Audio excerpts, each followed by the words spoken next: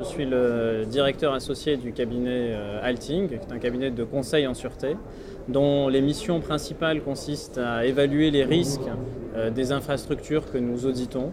Et puis une fois que ces risques sont évalués, on va établir un certain nombre de préconisations et de contre-mesures sûreté que nous présentons à nos clients.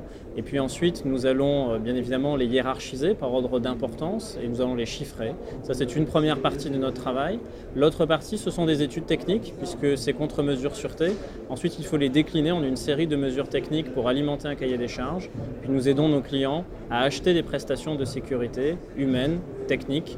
On fait l'analyse des offres, le suivi de chantier, jusqu'à la livraison et la réception des travaux finis. Ça, c'est une part du travail d'Alting. L'autre part, c'est du conseil en intelligence économique, où nous accompagnons des industriels de la sécurité et de la défense sur le marché français et nous les aidons à qualifier des opportunités d'affaires.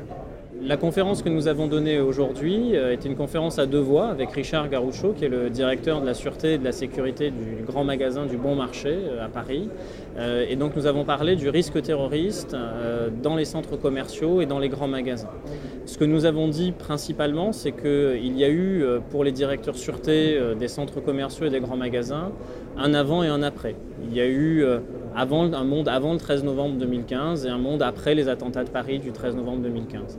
Depuis le 13 novembre, les directeurs sûreté des grands magasins doivent prendre en compte le risque terroriste, d'abord pour essayer d'éviter autant que se peut d'être pris pour cible, et ça passe par des aménagements notamment périmétriques aux abords du magasin, avec l'installation de bornes anti-bélier par exemple, ou l'interdiction du stationnement aux abords. Et puis, il y a des mesures que l'on doit prendre une fois que l'acte terroriste a frappé, hélas, parce que cela peut arriver, le magasin.